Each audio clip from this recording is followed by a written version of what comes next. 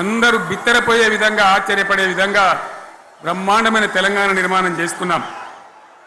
ఆ విధంగా 25 సంవత్సరాల సుదీర్ఘ చరిత్రను ఈరోజు ఈ వరంగల్ గడ్డ మీద మనం జరుపుకుంటా ఉన్నాం. రజతోత్సవ సందర్భంలో జరుపుకుంటా ఉన్నాం. చాలామంది చాలా రకాల ప్రయత్నాలు చేసినారు. ఇక్కడ కూడా ఇప్పుడు కూడా బ్రహ్మాండమైనటువంటి ప్రయత్నాలు చేస్తూ ఉన్నారు. నేను ఒక్కటే మాట చెప్తా ఉన్నా, ఈ గడ్డకు ప్రత్యేకత ఉంది. ఇది రాణి రుద్రమ్మ ఏలిన వీరగడ్డ, సమ్మక్క సారక్కల పోరుగడ్డ, బమ్మెర పోతన కవితా మాధుర్యం పండించినటువంటి జీవగడ్డ. ఈ వరంగల్ నేలకు నేను వందనం చేస్తూ ఉన్నాను. మన అమరవీరులకు శిరస్సు వంచి నివాళులు అర్పిస్తూ ఉన్నాను. 1969లో మూగబోయిన తెలంగాణ నినాదానికి తిరిగి జీవం పోసింది ఈ గులాబీ జెండా అని మీ అందరికీ నేను మనవి చేస్తూ ఉన్నాను. ప్రజలు పరిపాలన అప్పగిస్తే విధ్వంసమైన తెలంగాణను వికాసం పథంలో నడిపించింది ఈ తెలంగాణ. దానికి కూడా ఈనాటి కరెక్ట్గా 25 ఏళ్ళు నిండుతూ ఉన్నాయి.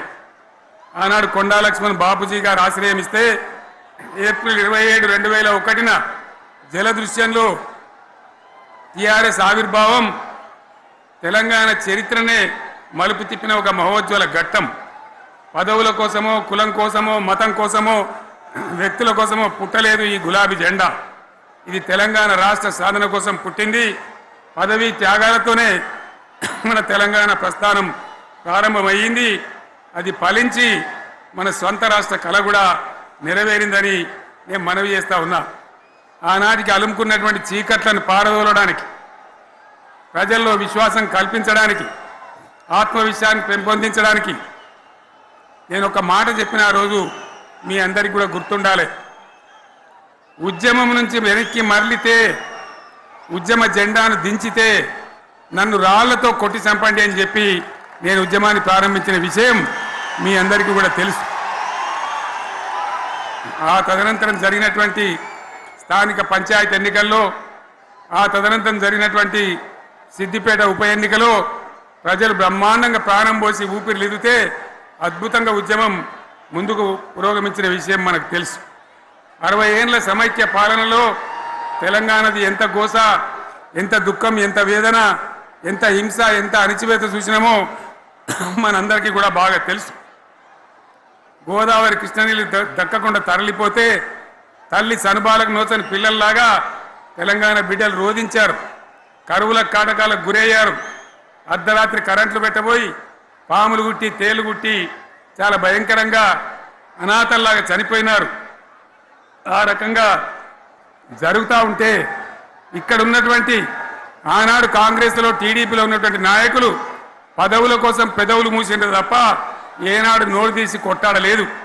గులాబీ జెండా ఎగిరేదాకా కనీసం తెలంగాణ సోయిని కూడా ప్రదర్శించలేకపోయినారు. మీ అందరికీ తెలుసు, తెలంగాణ కోసం అవసరమైన ప్రతి సందర్భంలో పదవులు త్యాగం చేసిన వాళ్ళు బీఆర్ఎస్ బిడ్డలు అని చెప్పి నేను గర్వంగా మనవి చేస్తూ ఉన్నా. కానీ పదవుల కోసం తెలంగాణను ఆగం చేసిన వాళ్ళు ఆనాడు ఉన్నటువంటి కాంగ్రెస్ నాయకులు అని చెప్పి కూడా నేను మనవి చేస్తూ ఉన్నా. చంద్రబాబు నాయుడు ఆనాడు ముఖ్యమంత్రిగా ఉండి ఎంత ఘోరమంటే హైదరాబాద్ నడిబొడ్డున ఉండే తెలంగాణ గడ్డలో ఉండేటువంటి రాజధానిలో మన శాసనసభలో తెలంగాణ పదాన్నే నిషేధించినాడు. తెలంగాణ అనవద్దని స్పీకర్ ద్వారా రూలింగ్ ఇప్పించినారు. ఇదే జిల్లాకు చెందినటువంటి ప్రణయ్ భాస్కర్ గారు ఆ రోజు ఎమ్మెల్యేగా శాసనసభలో తెలంగాణ అంటే అది నేరమైనట్టుగా పరిగణించి తెలంగాణ పదాన్నే నిషేధించేటువంటి ప్రయత్నం చేసినారు. మిత్రులారా, మీకు అందరికీ చరిత్ర తెలుసు. ఆనాడైనా ఏనాడైనా ఈవెన్ ఈనాడైనా తెలంగాణకు విలన్ నంబర్ 1 కాంగ్రెస్ పార్టీ అని మనవి చేస్తా ఉన్నా. మనందరికీ కూడా తెలుసు ఆ విషయం. తెలంగాణ హైదరాబాద్ స్టేట్ పేరుతో ఉన్ననాడు ప్రజలు వద్దంటుంటే కూడా బలవంతంగా తెలంగాణను ఆంధ్రాతో కలిపిన వాళ్ళే. ఏందా బాబు, ఏందా పనిలేదా? రెడీ ఎవరెవలాడు పోండి మీరు. మీకేం పని లేదావా? ఈ 10 మంది కాదు కదా, సభ అంతా ఉంది కదా, ఉండండి, కామ్ ఉండండి, డిస్టర్బ్ చేయదు మీరు. అట్లా బలవంతంగా ఆనాడు ఆంధ్రలో విలీనం చేసింది కాంగ్రెస్ పార్టీ, జవహర్లాల్ నెహ్రూ. 69లో ఉద్యమం వస్తే 400 మంది తెలంగాణ బిడ్డలను పిట్టల్లాగా కాల్చి చంపింది ఇందిరాగాంధీ ప్రభుత్వం, ఆనాడు ఉన్నటువంటి కాంగ్రెస్ పరిపాలన. మళ్ళీ 2001 నుంచి మనం విజృంభిస్తే నంగనాచిలాగా ఇదే కాంగ్రెస్ వచ్చి మన బలాన్ని, మన ఊపును చూసి పొత్తు పెట్టుకొని తెలంగాణ ఇస్తామని నమ్మబలికి మనతో పొత్తు పెట్టుకున్నది కూడా మీరు చూసినారు. మళ్ళా ఎగ్గొట్టే ప్రయత్నం చేసినారు, 14 ఏళ్ళు ఏడిపించినారు. అది మీ అందరికి తెలుసు. వాళ్ళు ఎట్టెట్లా చేస్తూ ఉంటే వాళ్ళ మోసాన్ని కప్పేయడానికి నేను ఇదే జయశంకర్ సార్ కలిసి 36 పార్టీలతోని సమ్మతి లేఖలు తెచ్చినాం. దేశ రాజకీయ వ్యవస్థను మొత్తం ఒప్పించినాం, కాంగ్రెస్ మెడలు వంచినాం. అప్పటికి కూడా ముందుకు రాకపోతే కేంద్ర మంత్రి పదవుల్లో ఉన్నటువంటి మేమందరం